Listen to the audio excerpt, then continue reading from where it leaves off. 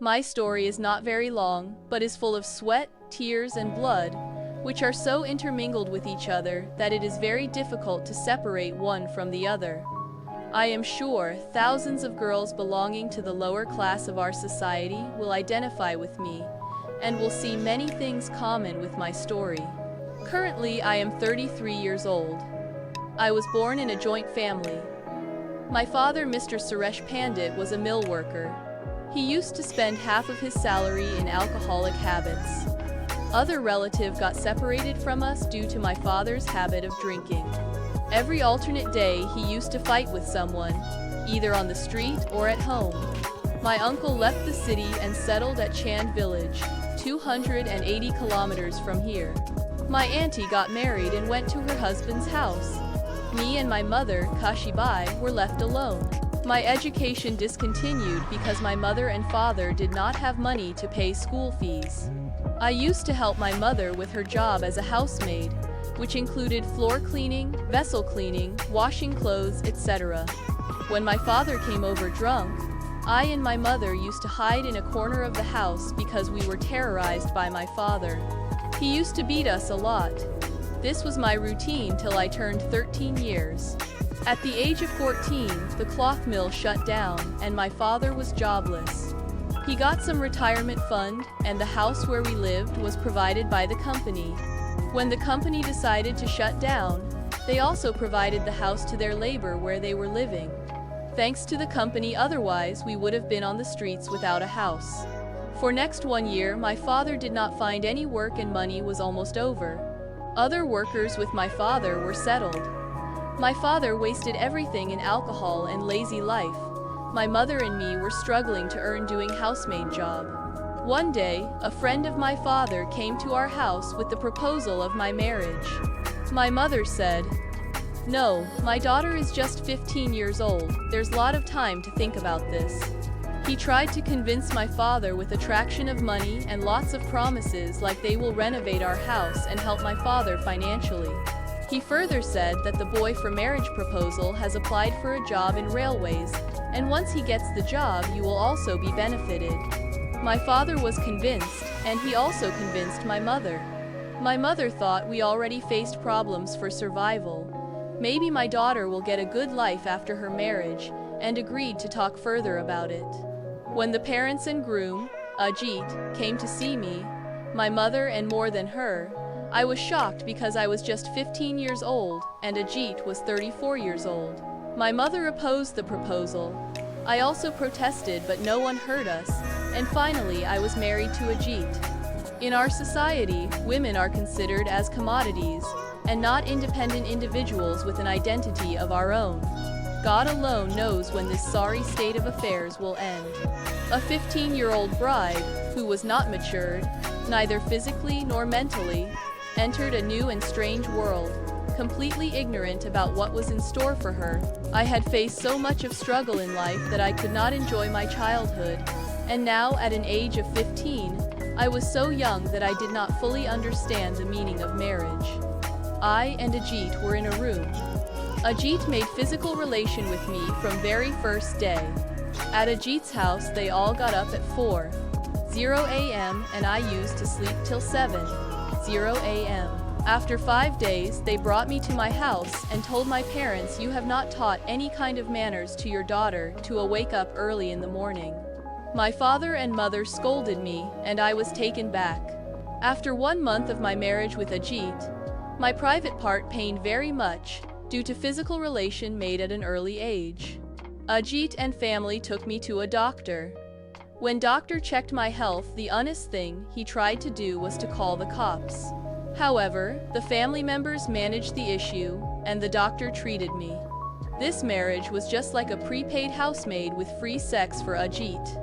I was never treated like a daughter-in-law. They never used to take me to any family functions, etc. I tried to adjust with Ajit and family for 5 years. Ajit never got a railways job and started torturing me. So, I took divorce from him and stayed with my mother and father. At the age of 21 years, I was a divorced woman who returned to her parents' house. In order to help my mother and father, I searched for a job. I found a job as a trainee nurse in night duty. Simultaneously, I got a job in a ladies' tailor shop. Next to the place where I was learning stitching work was a garage, where Muna worked as a mechanic. We both liked each other.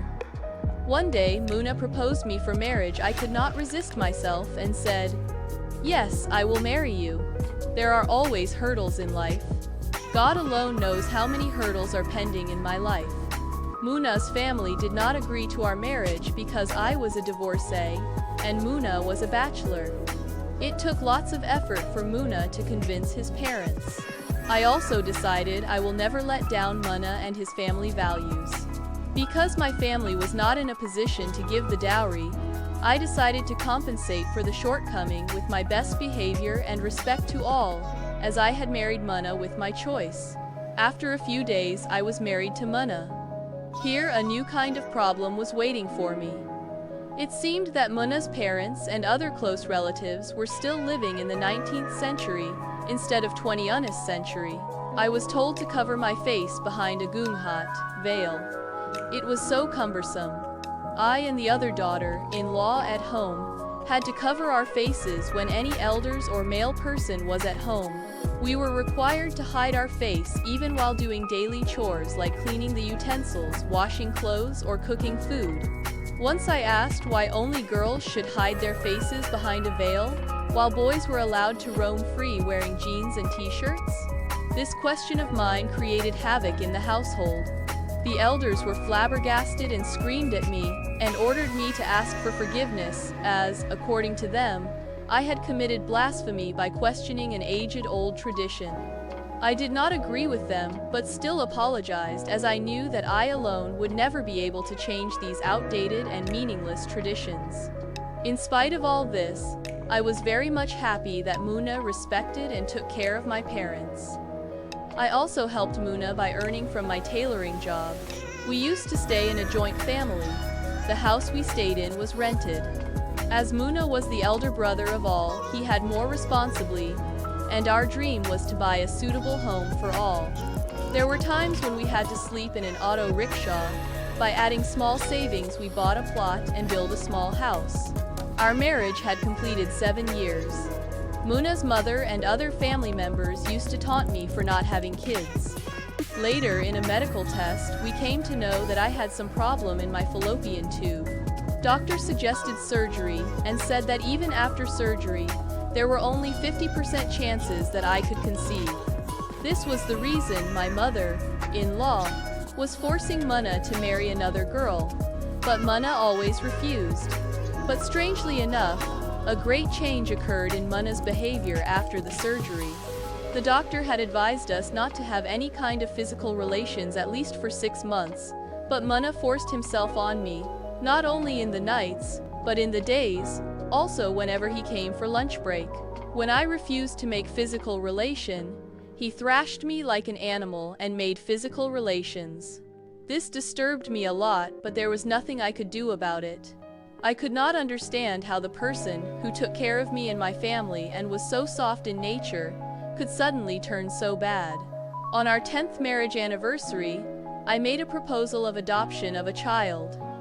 Muna agreed, and we searched a few places from where a child could be adopted. Muna's family members were against adoption. I received a call from a hospital saying that a lady is willing to give her newborn baby girl for adoption. I just ran to the hospital. When I met the lady, she just asked me, "Will you take good care of my girl?" I said yes, and then she asked me how many children I have. I replied I did not have any child as I could not conceive. The lady handed over the baby to me and said, "I know you can take a good care of my baby." After all formalities, I brought the baby home. I was not allowed to enter the house with someone else's child. I was again at my parents' home. Muna came and convinced me to come without the baby. I was helpless. The lady who gave birth to my daughter had given false address. Now I could not find her, and the small baby was my responsibility.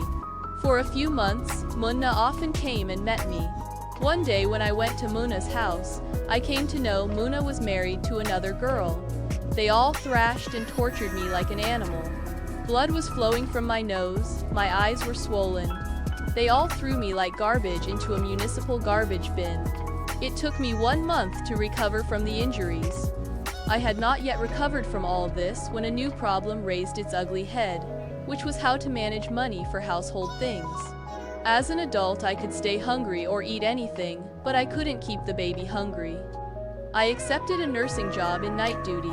At daytime, I took care of my daughter, for which my mother was a very much helping hand, but she also had to go for her housemaid job. At night, I worked as a nurse. We just could manage our bread and butter. After 2 years, suddenly I lost my nursing job. Now, when my daughter had completed 2 years, I had to get her admission in a nursery, and I had no money for her admission and uniform, etc. I was just thinking how to arrange for money and what kind of work I to do. Suddenly, my father got a major heart attack. We admitted him at government hospital. He is in ICU. All the medicine is not provided by the government. Some medicines have to be purchased from outside. I did not have money to purchase medicine. I had to arrange fees for my daughter's school, and I had lost my job. I was terribly upset. That was the reason I decided to commit suicide, but Raju stopped me. Rest you know. I am still confused about my future.